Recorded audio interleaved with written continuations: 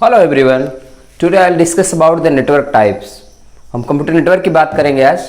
तो data communication में हमने देखा कि किस तरह से जो डेटा होता है डिस्टेंस के साथ वो डिटोरिएट हो जाता है, सिग्नल की स्ट्रेंथ कम हो जाती है। तो उसके लिए क्या क्या यूज किया गया, इसमें मॉड्यूलेशन हुआ। मॉड्यूलेशन के बाद चैनल को यूटिलाइज करने के लिए मल्टीप्लेक्सिंग हुई और फिर बाद में स्विचिंग हुई, क्योंकि बहुत दूर तक जाना है तो बीच बीच में स्विचेज होंगे जो कि उसके थ्रू जाएगा। तो उसमें circuit switching, message switching, packet switching के थ्रू पूरा नेटवर्क है। स्टोर एंड फॉरवर्ड टेक्निक पे बेस्ड पैकेट स्विचिंग जो वर्क करता है उसी पे पूरा इंटरनेट काम करता है कंप्लीट। तो ये बेसिक्स आपने देखा कि डेटा कम्युनिकेशन में कैसे बेसिक्स है। ट्रांसमिशन मोड्स देखा आपने कि किस तरह से सिंपलेक्स, हाफ डुप्लेक्स और फुल डुप्लेक्स मोड में ट्रांसमिशन रहा। ये मैंने प्रीवियस 2 लेक्चर्स में बताया आपको बेसिक्स जो जानना चाहिए आपको। मॉडम है तो मॉड्यूलेटर, डिमॉड्यूलेटर, मॉड्यूलेशन डिमॉड्यूलेशन का यूज बताया मैंने। ठीक है, तो अभी आज हम बताएंगे नेटवर्क के टाइप्स के बारे में। तो नेटवर्क टाइप्स शुरू करने से पहले तो डेटा कम्युनिकेशन के जो कंपोनेंट्स हैं उस पर हम आ जाते हैं। डेटा कम्युनिकेशन की जब भी बात होती है डेटा कम्युनिकेशन की, तो हमारे पास सेंडर होता है कोई जो कि डेटा सेंड कर रहा होता है, बीच में चाहे जो वो कंप्लीट चैनल हो, और हमारे पास क्या होता है, रिसीवर होता है जो कि रिसीव करता है। इसी के बीच में आपका कम्युनिकेशन है। तो यहाँ इस बीच में क्या है, आपका ट्रांसमिशन मीडिया है। ठीक है, इसके बीच में हमारा ट्रांसमिशन मीडिया है। तो जो भी ट्रांसमिशन मीडिया है, तो इसमें जिस भी मीडियम से या फिर स्विचिंग के थ्रू सर्किट के कैसे किस तरह से जा रहा है वहाँ तक, सेंडर से रिसीवर तक इनकमिंग आउटगोइंग हो रही है, तो ये कम्युनिकेशन हो रहा है। तो जब भी कम्युनिकेशन होता है तो उसके कुछ रूल्स और रेगुलेशंस होते हैं।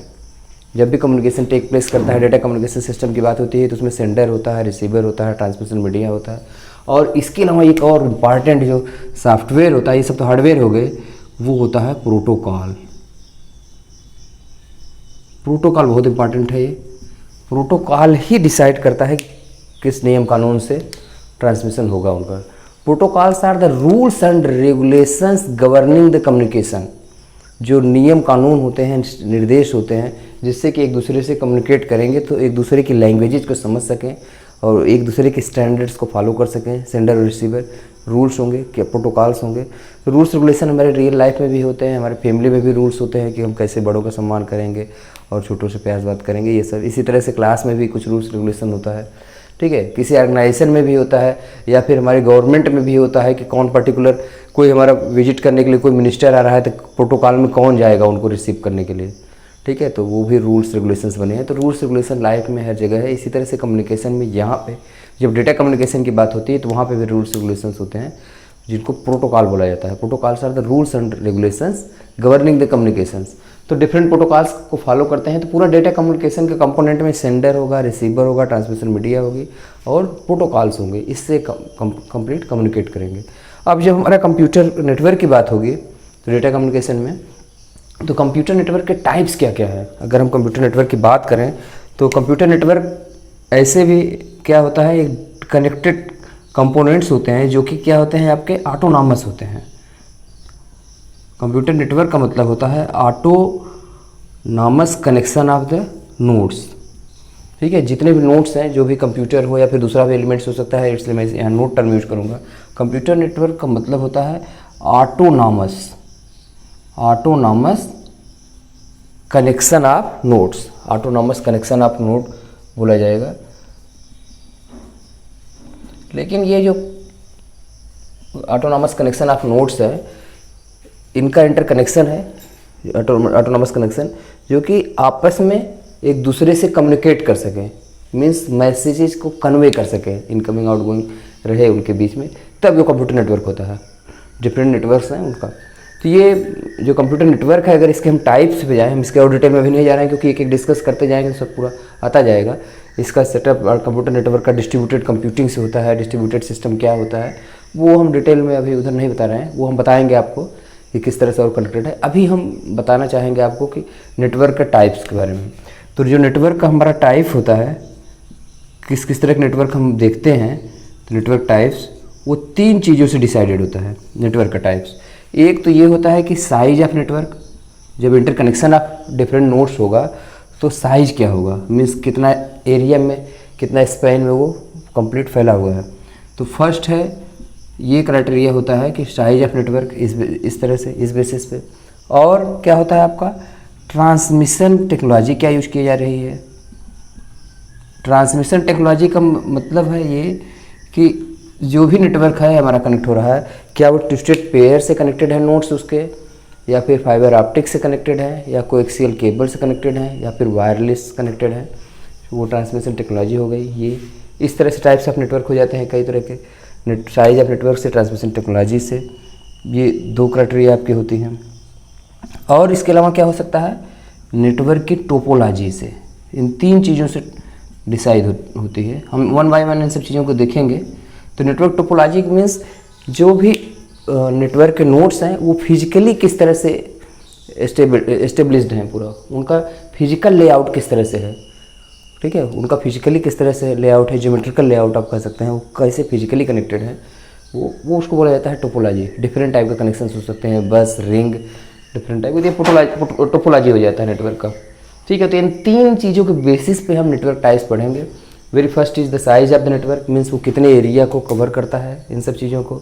दूसरा ट्रांसमिशन टेक्नोलॉजी बताया मैंने कि गाइडेड मीडिया है, अनगाइडेड मीडिया है। गाइडेड में भी कई कैटेगरी हैं कि कौन सा हम केबल यूज कर रहे हैं, ट्विस्टेड पेयर है आपका, कि कोएक्सियल केबल है, या फिर फाइबर ऑप्टिक्स है, ठीक है, या फिर इसी तरह से अनगाइडेड में भी कई मीडियम्स हैं, कौन कौन क्या यूज कर रहे हैं हम, ठीक है। तो ये सब ट्रांसमिशन टेक्नोलॉजी की बेसिस पे नेटवर्क टाइप हो सकता है। और नेटवर्क टोपोलॉजी, इन सब से 3 चीज़ों से डिफर करते हैं डिफरेंट नेटवर्क्स, इन 3 चीज़ों से नेटवर्क टाइप्स डिसाइड होता है। तो ये अगर नेटवर्क टाइप इस तरह से डिसाइड होता है तो हम साइज के हिसाब से देखते हैं क्या क्या नेटवर्क टाइप हो सकता है हमारा। जो भी नाम हम सुनते रहते हैं डे टू डे लाइफ में, लैन, मैन, वैन है, क्या क्या क्या चीज़ें हैं इसके लिए, और क्या क्या डिफरेंट प्रोटोकॉल्स हैं जो कि उन चीज़ों को गवर्न कर रहा है। तो अब हम नेटवर्क टाइप्स में देखेंगे डिफरेंट टाइप्स ऑफ नेटवर्क्स। तो डिफरेंट टाइप ऑफ नेटवर्क में वेरी फर्स्ट इज द सबसे स्मॉलेस्ट जो होता है वो होता है बॉडी एरिया नेटवर्क। सबसे स्मॉलेस्ट हमारा होता है ban, that is body area network, body area network. दूसरा होता है हमारा पैन, पर्सनल एरिया नेटवर्क। हम वन बाय वन अभी डिस्कस करेंगे।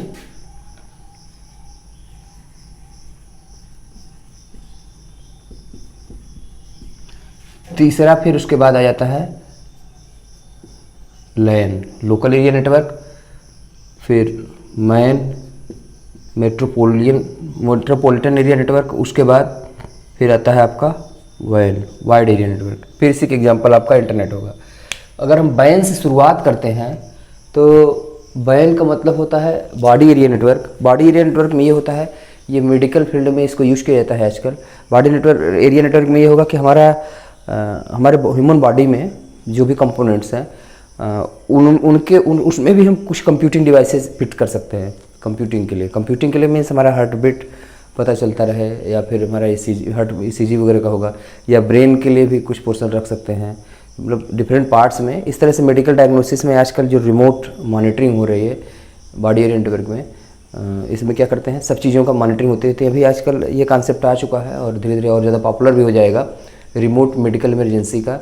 इट मीन्स जो डिवाइसेज हैं इसमें क्या होगा कि एडहॉक नेटवर्क बन जाएगा। जो भी पेशेंट होगा वो अपने रिमोट प्लेसेस पे होगा, बट उसके पास वहाँ डिवाइसेज अंदर सेट कर देंगे हाथ में, या फिर अंदर इनबिल्ट कर देंगे इस तरह से, या बाहर भी इस तरह से लगा देंगे, जिससे उसका तुरंत का स्टेटस कि उसका BP लेवल क्या है, ऑक्सीजन लेवल क्या है, या फिर हार्ट बीट्स किस तरह से चल रही है, ये सब चीज़ें, इन सब चीज़ों का कैलकुलेशंस या फिर और भी कंपोनेंट्स क्या हैं, वो तुरंत ही उन सब चीज़ों को नेटवर्क पे सेंड करता रहेगा। जो भी हॉस्पिटल से कनेक्टेड होंगे, जिस भी डॉक्टर से कनेक्टेड होंगे, वहाँ पे हमेशा जाता रहेगा ये सब मॉनिटरिंग। जो हम हॉस्पिटल्स में एक जगह बेड पे करते थे, जो हमारे पास जो टूल्स होता था मॉनिटरिंग के लिए, वहाँ पे एक डिस्प्ले होता था, उससे पता चलता था क्या क्या चल रहा है, हार्ट बीट कैसे चल रही है।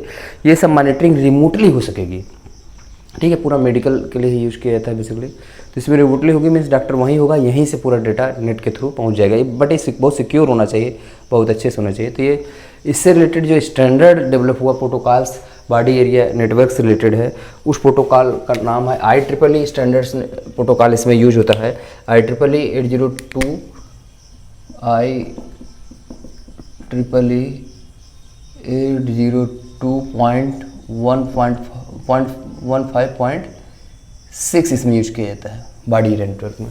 तो आप ये सोच रहे होंगे कि ये क्या क्या आ गया है। Actually IEEE stands for institute for electrical and electronics engineers. तो ये ऑर्गेनाइजेशन क्या करता है, डिफरेंट प्रोटोकॉल्स या स्टैंडर्ड्स डेवलप करता है। इसने कुछ रूल्स रेगुलेशन प्रोटोकॉल्स जो डेवलप किए, उसी को बॉडी एरिया नेटवर्क से रिलेटेड जितने भी डिवाइसेज इक्विपमेंट्स लगते हैं मेडिकल इमरजेंसी में या फिर ऐसे रिमोट प्लेसेस के लिए, ह्यूमन बॉडी के डिफरेंट पैरामीटर्स को रीड करने के लिए, जो कि मेडिकल में अगर हमारे पास कुछ अब नॉर्मल से कुछ डेटा इसमें आता है तो तुरंत ही मैसेज चला जाए हॉस्पिटल में, या फिर जो भी कंसर्न पर्सन घर का है कि हाँ ये BP बढ़ गया, ये बढ़ गया है, तो किसी तरह की प्रॉब्लम हो तो तुरंत ही हॉस्पिटलाइज कर सकें या फिर और शुरू का ट्रीटमेंट दे सकें उसे। तो इसलिए यूज होता है बेसिकली इस तरह से सेटअप कर लिया जाता है। जो लोग इस तरह से डिफरेंटली एबल्ड होते हैं या फिर बुजुर्ग होते हैं, दूर रिमोट प्लेसेस होते हैं, उन सबको मैनेज करने में आसानी होती है। तो इनके लिए जो रूल्स रेगुलेशंस प्रोटोकॉल्स बनाए गए कि हाँ कैसे कैसे गवर्न होगा, वो IEEE का स्टैंडर्ड है 802.15.6। ये इस पर्टिकुलर रूल को बॉडी एरिया नेटवर्क के लिए यूज़ किया गया। तो प्रोटोकॉल्स का एक मैं एग्जांपल आपको दूंगा क्योंकि बार बार मैं प्रोटोकॉल की बात ले रहा हूँ। जैसे दो पार्टीज कम्युनिकेट कर रही हैं एक दूसरे से, एक ने मेल और फीमेल के लिए M, फीमेल के लिए F यूज़ किया, मान लीजिए ऐसे हमारा जनरल कम्युनिकेशन में वो डेटा हमारे पास जा रहा है। दूसरा वाला क्या कर रहा है, किसी के लिए 1 किसी के लिए 0 यूज़ कर ले रहा है मेल फीमेल में। एक ने कोई और दूसरा भी उसके लिए टर्म बना रखा है। सबने वही कम्युनिकेशन है मेल फीमेल का जेंडर के लिए बना रखा है, बट सबने डिफरेंट तरह से बना लेगा। तो दोनों वेंडर अलग अलग होंगे तो एक दूसरे की बात को समझ नहीं पाएंगे। और प्रोटोकॉल्स बन जाने से फिक्स होता है कि हाँ ये होगा। या फिर जो भी पैकेट का साइज़ या फ्रेम का साइज़ इस सेंडर ने भेजा है, रिसीवर भी उसी तरह का स्टैंडर्ड फॉलो करेगा। उससे समझ जाएगा हाँ ये वाला इस तरह का है, इसमें एड्रेस वाला बिट है, इसमें डेटा वाला बिट है, इसमें एरर करेक्शंस की बिट है। वो दोनों तरफ एक ही तरह के रूल्स होंगे तो उनको कम्युनिकेशन में आसानी होगी। हाँ वो अपने आप वहाँ बाइफरकेट कर सकें कि एक ही तरह के स्टैंडर्ड फॉलो करेंगे तो उसे समझ सकेंगे। इसलिए प्रोटोकॉल्स इंपॉर्टेंट होते हैं। इसीलिए जो इसके लिए जो बॉडी एरिया नेटवर्क के लिए जो प्रोटोकॉल है आपका IEEE 802.15.6 यूज़ किया जाता है। तो IEEE के काफ़ी प्रोटोकॉल्स हैं जो कि 802 वाले लेवल के काफ़ी यूज करते हैं इसमें।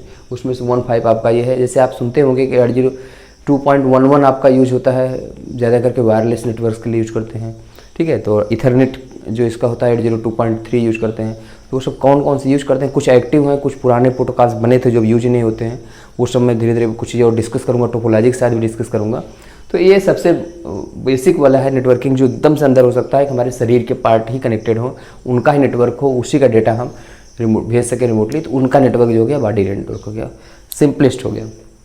दूसरा पर्सनल एरिया नेटवर्क, ये बहुत इंपॉर्टेंट है आजकल, क्योंकि हमारी जितनी पर्सनल डिवाइसेज हैं, हम एक व्यक्ति का अपना कि अपने ब्लूटूथ भी से हमारा वायरलेस क्या होता है, वायरलेस आपका जो कनेक्टेड है, बिना वायर्ड भी वायरलेस भी, इस तरह से हमारे पास हेडफोन हो गया, माउस हो गया, कीबोर्ड हो गया, वो सब ब्लूटूथ भी हो सकता है, वायर्ड भी हो सकता है, या फिर कुछ और भी इक्विपमेंट्स हमारे कनेक्टेड है, कंप्यूटर कहीं रखा है और हमारा स्पीकर कहीं रखा है। तो हमारे पर्सनल हमारे जितने इक्विपमेंट्स कंप्यूटिंग के हो सकते हैं या फिर उसके दूसरे पार्ट्स हो, एसेसरीज हो सकते हैं, वो कैसे कनेक्टेड होंगे, वो नोट्स कैसे कनेक्टेड होंगे, एक दूसरे से कैसे मैसेज पहुँचेगा, वो पूरा आपका होता है पर्सनल एरिया नेटवर्क। एक व्यक्ति का जो सराउंडिंग का एरिया है, ब्लूटूथ वगैरह इसमें आ जाता है पर्सनल एरिया नेटवर्क में। इसके लिए भी स्टैंडर्ड्स हैं कि पर्सनल एरिया नेटवर्क कैसे गवर्न होगा। पर्सनल एरिया नेटवर्क के लिए जो IEEE का स्टैंडर्ड है वो 0.4 यूज होता है सामान्यतः।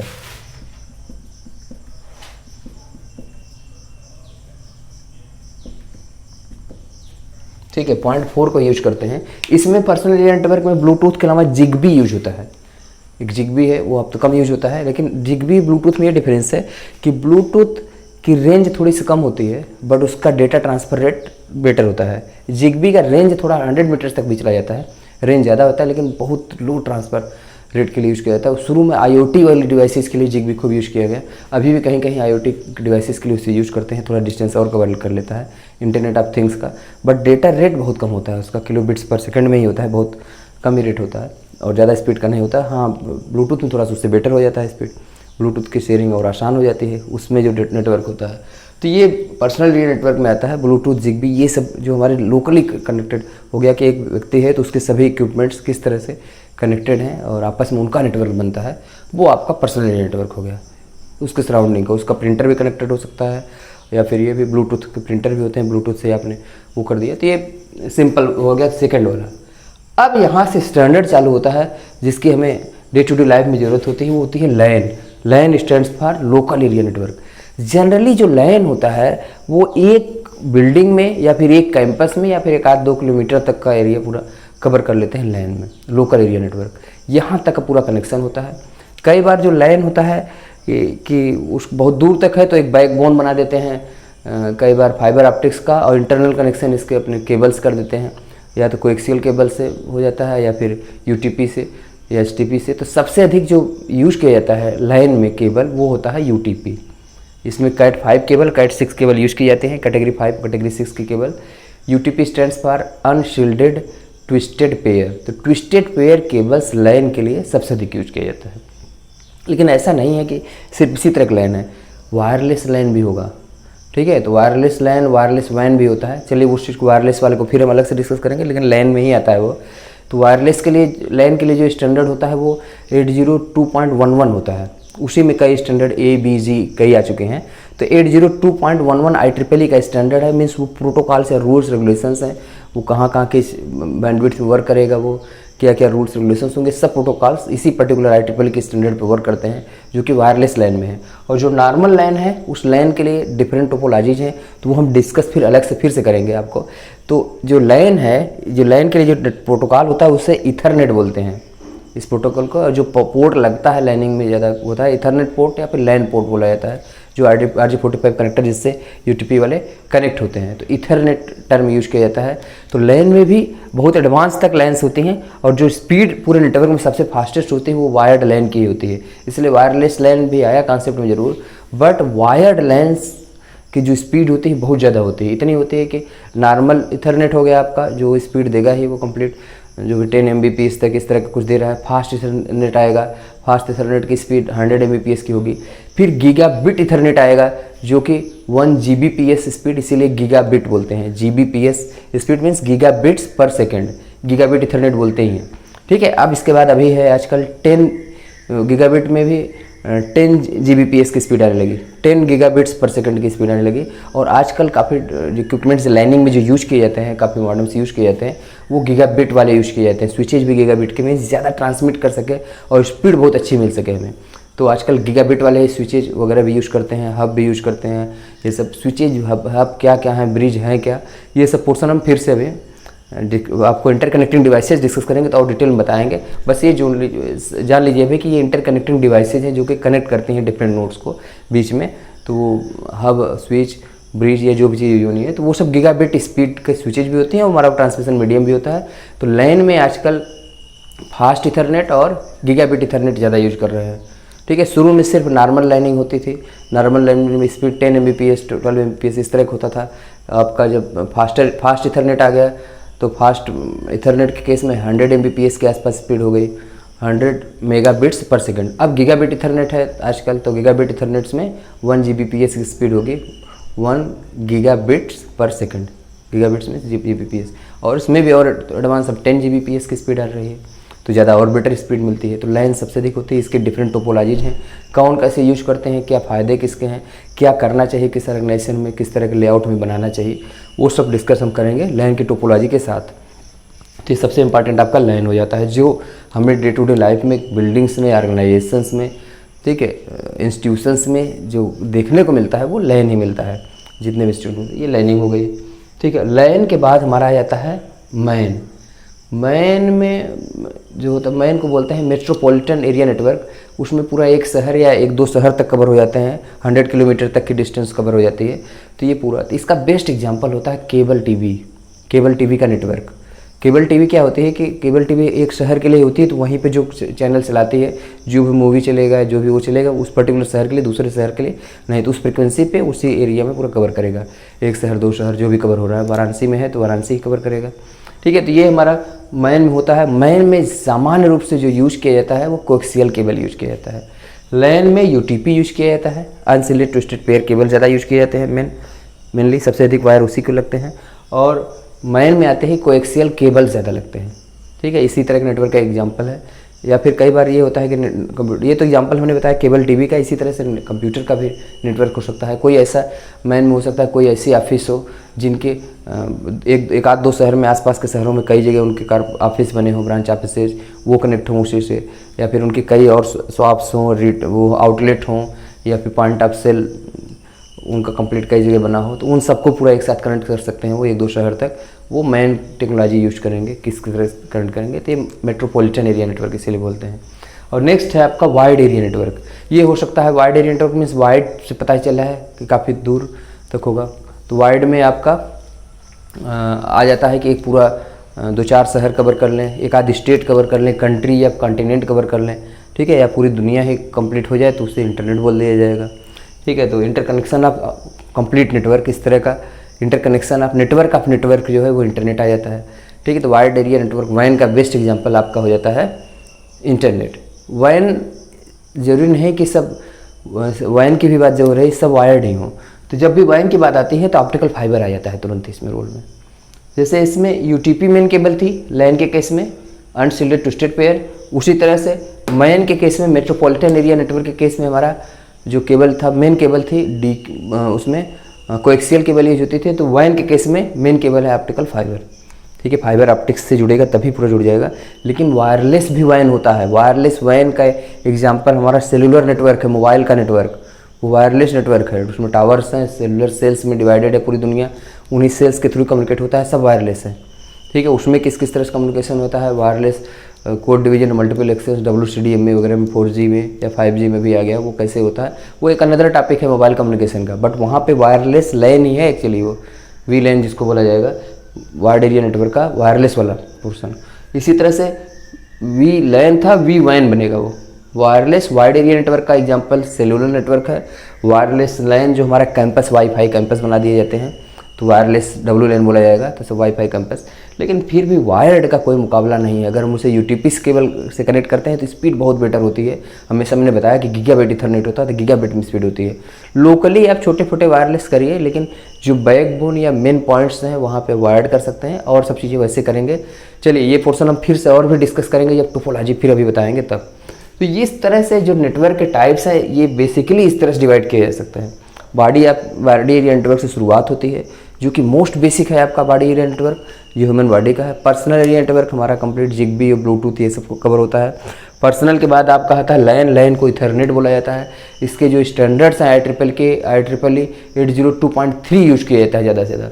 इसमें मैक्सिमम लैन में 802.3, इसमें मैन में मेट्रोपोलियन एरिया नेटवर्क होता है। इसमें DQDB FDDI इस तरह की कई चीज़ें यूज़ की जाती है, या फिर ड्यूअल बस वाले कई कंसेप्ट यूज़ किए जाते हैं।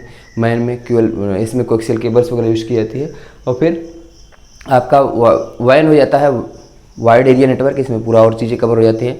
वाइड एरिया नेटवर्क का सबसे अच्छा एग्जांपल होता है आपका इंटरनेट। लेकिन इसके अलावा भी कई ऑफिसेज ऐसी हैं वाइड वैन के कि कुछ ऐसे कॉर्पोरेट ऑफिसेज हैं जो उनका नेटवर्क है पूरा, उनके कॉर्पोरेट ऑफिसेज कई कंट्री में है और उन सबको एक ही लाइन से कनेक्ट किए रहते हैं। तो वो WLAN कर लेते हैं या फिर इस तरह कनेक्शन होता है, बीच में दूसरे चैनल से यूज करेंगे। जब भी WAN की बात होती है तो अभी क्या है यहाँ तक कि मैन तक क्या होगा कि वो अपना ही चैनल यूज करता है।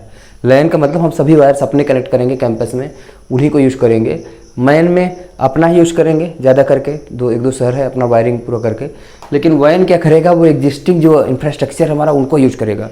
वैन किसको यूज करेगा, टेलीफोन नेटवर्क का जो उसे करेगा, या फिर BSNL के फाइबर जहाँ बिछे हैं उनको भी यूज करेगा। बीच में स्विचिंग के लिए दूसरे भी नेटवर्क लेगा किराए पे, उसे भी यूज करेगा। सब दूसरे भी नेटवर्क को इंफ्रास्ट्रक्चर यूज करके तब वो कंप्लीट करेगा। और यहाँ तक भी हो गया बाद में कि अगर टेलीफोन नेटवर्क को यूटिलाइज करने की बात आई तो एक कॉन्सेप्ट आया VoIP, voice over internet protocol. जो हमारा जब इंटरनेट में जो कम्युनिकेशन डेटा का होगा IP के थ्रू ही होता है पूरा इंटरनेट प्रोटोकॉल। IP पैकेट्स होते हैं वही जाते हैं, IP डेटाग्राम या फिर IP पैकेट्स। तो वो वॉइस मतलब और वीडियो इन सब को, मल्टीमीडिया की सभी चीज़ों को भी पैकेट की तरह ट्रीट करने लगा और वही पूरा होने लगा। तो हमारा इस तरह से कम्युनिकेशन भी VoIP के थ्रू होने लगा, वॉइस ओवर इंटरनेट प्रोटोकॉल से। VoIP से जब होने लगा तो इसीलिए आजकल इंटरनेट फ़ोन कॉलिंग शुरू हो गई, सब चीज़ें आ गई क्योंकि VoIP के कॉन्सेप्ट को ही आगे एक्सटेंड किया गया। ठीक है, तो ये सब चीज़ें अंडरलाइन जो हमारा इंफ्रास्ट्रक्चर है, दूसरे सेटअप हैं, उनको यूज़ करता है वैन।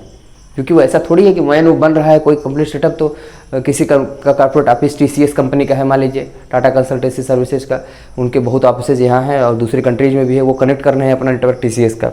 तो ऐसा थोड़ी है कि वो डेडिकेटेड लाइन्स अपना ही वैन का बिछाएंगे हर जगह फाइबर ये सब। वो दूसरे जो फाइबर्स के लाइन्स हैं, कैपेसिटी बहुत ज़्यादा है, उसको यूज़ करेंगे, यहाँ से वहाँ तक जाएगा।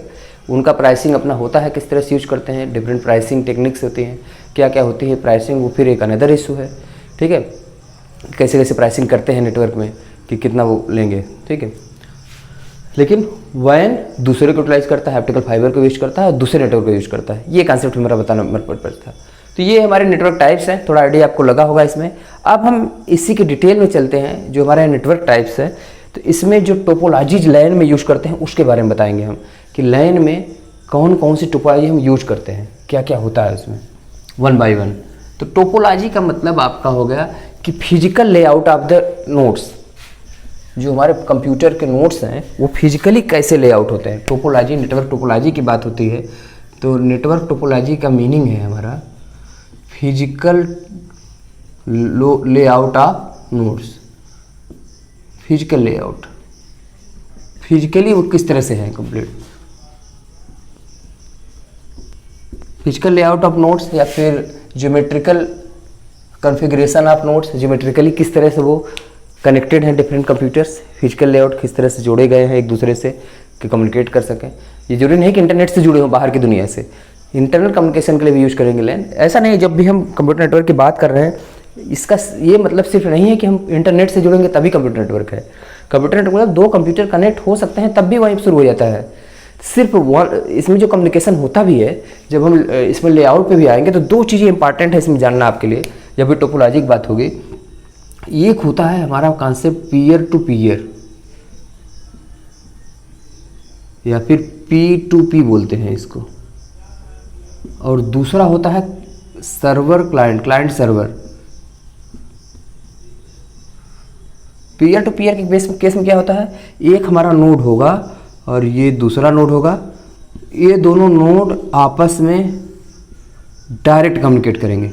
P2P कम्युनिकेशन इसको बोलते हैं, ठीक है। ये आपस में मैसेज का कन्वे होगा एकदम सीधा सीधा। और तीसरा और अगला कॉन्सेप्ट क्या हो सकता है कि हमारे पास एक सर्वर हो, ठीक है, ये सर्वर डिफरेंट कंप्यूटर को वो कंप्लीट करे। जैसे दो कंप्यूटर और भी कंप्यूटर्स होंगे हमारे, डिफरेंट नोड्स हो सकते हैं, कहीं से भी कनेक्टेड हो, ठीक है। तो ये कम्युनिकेट करेगा, तो ये सर्वर के पास भेजेगा, भैया हम कम्युनिकेट करना चाहते हैं, तो ये सर्वर फिर यहाँ पे सर्व करेगा, भेज बताएगा। ये सर्वर हमारे पास होता है, ये हमारा क्लाइंट हो गया, ये भी क्लाइंट हो गया, ऐसे और क्लाइंट हो सकते हैं।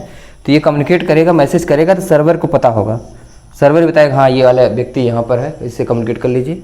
फिर वापस कम्युनिकेशन आएगा तो फिर सर्वर को फिर पता चलेगा, फिर जाके हम कम्युनिकेट करेंगे सर्वर के थ्रू। जो सर्व कर रहा है, सर्विस जो दे रहा है, इसीलिए सर्वर बोलते हैं, सर्वर टर्म सर्विस से है। वो सर्विस प्रोवाइड करता है कि डिफरेंट नोड्स को कनेक्ट कराने का काम करता है वो सर्वर। ये भी कंप्यूटर हो सकता है, कंप्यूटिंग पावर है इसके पास, जो कि यहाँ से आएगा, यहाँ फॉरवर्ड करेगा मैसेज, ठीक है। तो ये इस तरह का बेसिस हो सकता है, या फिर इस तरह से peer to peer direct communicate करें, या फिर सर्वर के थ्रू कम्युनिकेट करें। दो तरह का आर्किटेक्चर होते हैं नेटवर्क में कम्युनिकेशन के लिए, ठीक है। इन सबको यूज़ किया जाएगा डिफरेंट टोपोलॉजीज में, पीयर टू पीयर को, P2P को भी, क्लाइंट सर्वर को भी यूज़ किया जाएगा। तो अब हम शुरुआत करते हैं नेटवर्क टोपोलॉजी के टाइप्स पे, कौन कौन से नेटवर्क टोपोलॉजी यूज होते हैं और कहाँ कहाँ कैसे यूज करते हैं, ठीक है। तो सबसे सिंपल हम जो टोपोलॉजी यूज करें वो आपका बस टोपोलॉजी। अगर हम बात करें एकदम सिंपल से शुरू करते हैं। बस टोपोलॉजी केस में क्या होता है कि एक हमारे पास बैकबोन होता है, एक मेन लाइन होती है, और वहाँ उसके लास्ट में टर्मिनेटर होता है उसका, ठीक है। कम्युनिकेशन के लिए जो लाइन्स आई हैं एक होगा, इसी से डिफरेंट नोड्स हमारे कनेक्टेड हैं।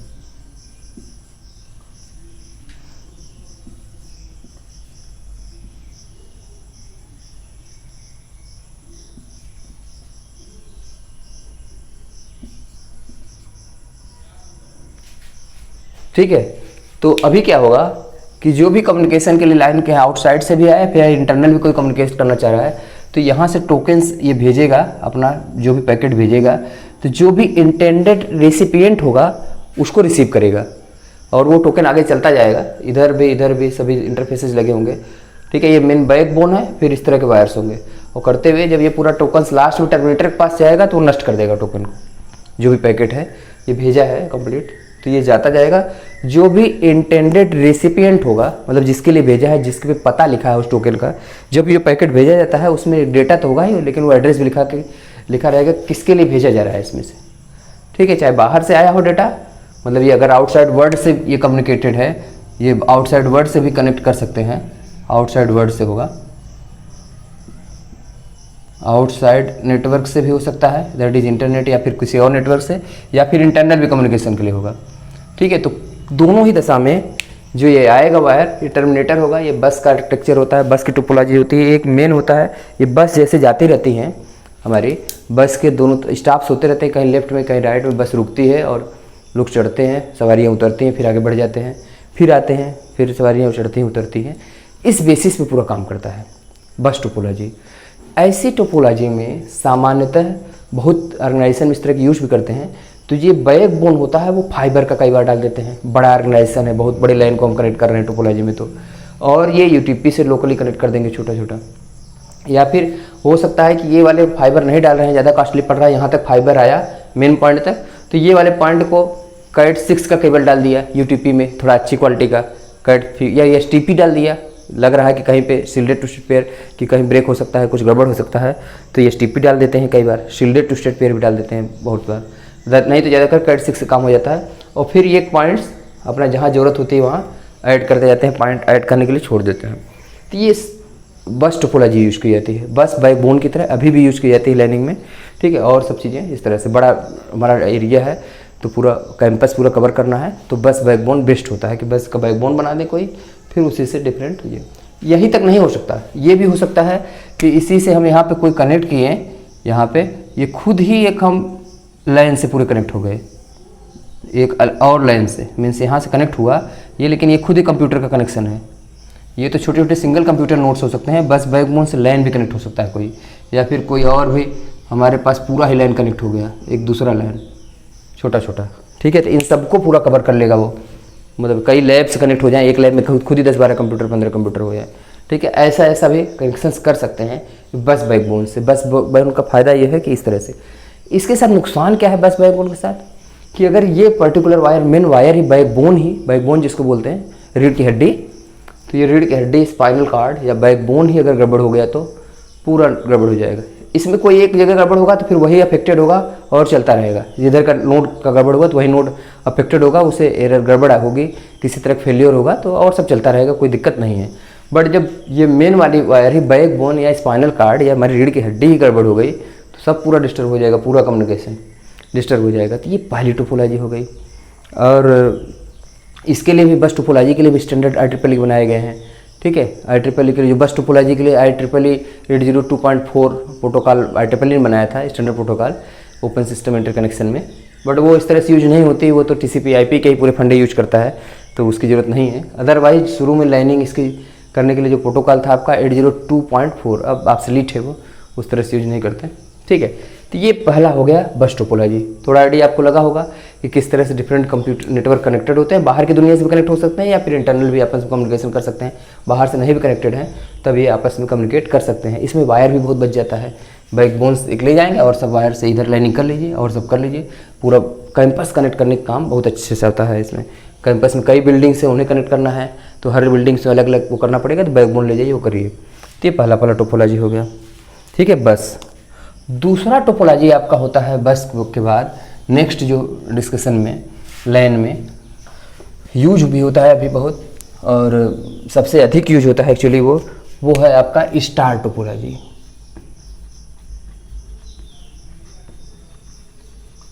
स्टार टोपोलॉजी तब ज़्यादा बढ़िया रहता है जब 15-20 कंप्यूटर एक साथ कनेक्ट करने हैं, 40 कंप्यूटर तक। ठीक है, तो उसमें क्या करेंगे, एक हमारे पास सेंट्रल स्विच यूज कर लेते हैं, कई बार कंप्यूटर भी होता है।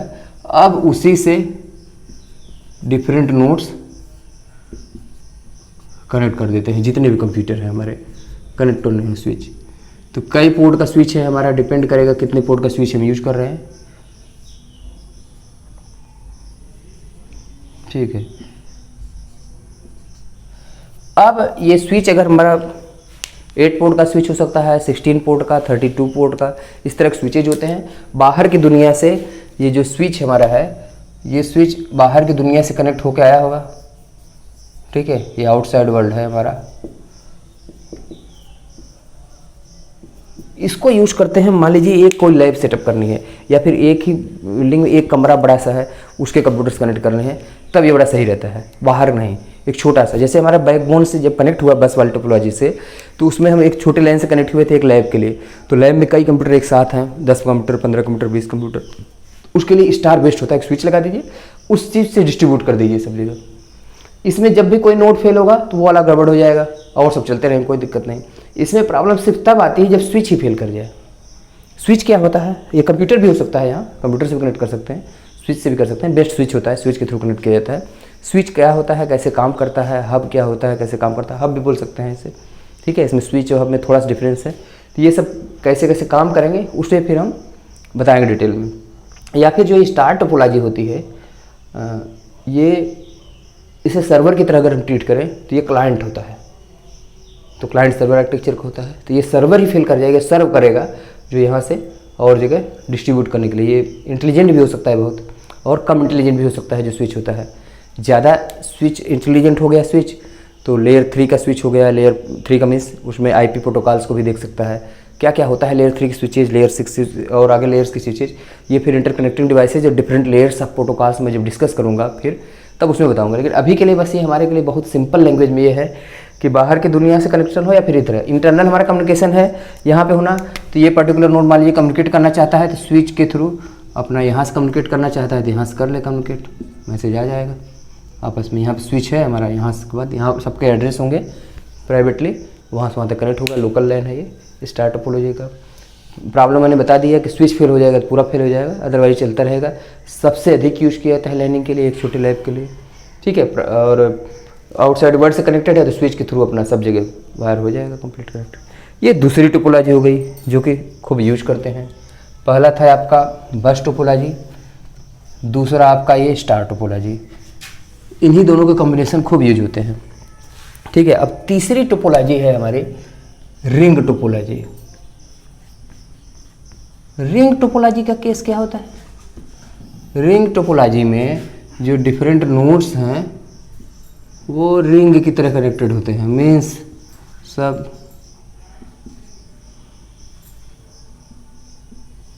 इस तरह से कनेक्टेड होते हैं, ठीक है, सब आपस में रिंग में। और इसमें टोकन्स का ट्रांसमिशन ऐसे पूरा एक डायरेक्शन में रिंग चलता रहेगा। किसी से कम्युनिकेट करना है, जो भी इंटेंडेंट रेसिपेंट होगा उसे एक्सेप्ट करेगा और फिर आगे उसे रोक देगा, हाँ फिर आगे नहीं छोड़ना है, हमारे लिए काम का है, नहीं तो ये चलता ही रहेगा, फिर खुद उसी के पास आ जाएगा तो नष्ट कर देगा। इसमें कई बार जो टोकन्स भेजा जाता है कम्युनिकेशन के लिए कंप्लीट, तो जो चलता रहता है, तो उसमें कई बार ये भी होता है रिंग के केस में कि टाइमर भी रखा रहता है कि इतनी देर के बाद अगर पूरा कंप्लीट नहीं हुआ, कहीं डिले में कंजेशन में रहा तो वो नष्ट हो जाए, मीन्स उसके बाद वो इनवैलिड रिंग हो जाए, टोकन हो जाए, ठीक है। तो ये पूरा जो टोपोलॉजी यूज करते हैं। तो IBM की रिंग, इसके लिए IBM का जो प्रोटोकॉल यूज किया था, IBM टोकन रिंग बोला जाता है उसको। अब ये ऑब्सोलीट है, मीन्स अब छोड़ दिया गया है, यूज नहीं किया जाता है IBM टोकन रिंग। या फिर FDDI भी होता है, फाइबर डिस्ट्रीब्यूटेड रिंग होती है आपकी, फाइबर के थ्रू, मतलब ये फाइबर का भी रिंग बनता था पूरे ऑर्गेनाइजेशन में, इस तरह से जुड़ा हुआ है। इसमें प्रॉब्लम क्या आती है, कहीं भी नेटवर्क फेल कर गया तो पूरा टोकन रुक जाएगा, तो ये भी यूज नहीं होता है। IBM ने इसको शुरू कॉन्सेप्ट में खूब यूज किया था, लेकिन अब सब ऑब्सोलीट है, इसकी ज़रूरत नहीं है, यूज नहीं होता है। DQDB भी होता है इसमें, ड्यूअल क्यू रिंग बना देते हैं, ड्यूअल बस बनाते हैं, दो क्यू हो, एक इधर का, 2 लाइन्स बना दें थोड़ा सा रोबस्ट बनाने के लिए, लेकिन वो सब भी अब ऑब्सोलीट ही है। इसके साथ नुकसान यही है, कहीं गड़बड़ हो गया तो पता करना वो, या कभी रिंग फेल हो जाए कहाँ पे, तो एक चेक करेंगे कहाँ फेल हुआ है, फिर वो करेगा, पूरा रुक जाएगा नेटवर्क कम्युनिकेशन उस समय, ठीक है। ये बाहरी दुनिया से कोई कंप्यूटर कनेक्ट हो सकता है या फिर कहीं से यहाँ पे आके भी कनेक्ट हो सकता है, लेकिन आपस में लाइनिंग करने के लिए ये काम आता है, लेकिन अब ऑब्सोलीट है, इसे कम यूज करते हैं। रिंग टोपोलॉजी हो गई तीसरी। रिंग के बाद एक होता है अगला आपका, जो कि बहुत कम यूज किया जाता है, वो होता है मेश टोपोलॉजी। मेश टोपोलॉजी में क्या होगा कि सभी, मान लीजिए 4 कंप्यूटर हैं, 5 मान लीजिए 5 कंप्यूटर हैं, 5 नोड हैं, तो सब सबसे कनेक्टेड होंगे। ये इधर भी कनेक्ट होगा, इधर भी और इधर भी, फिर ये भी इधर,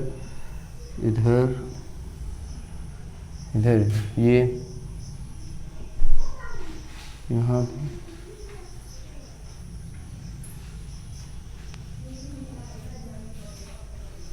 ठीक है, सब सबसे कनेक्टेड होंगे। नया कोई भी एक भी नोड और बढ़ाएंगे हम तो फिर से जितने 5 हैं सभी लाइन से बहुत ज़्यादा वायर इसमें खपत होती है। पूरा वायर्स का, केबल्स का पूरा जाल बिछ जाता है।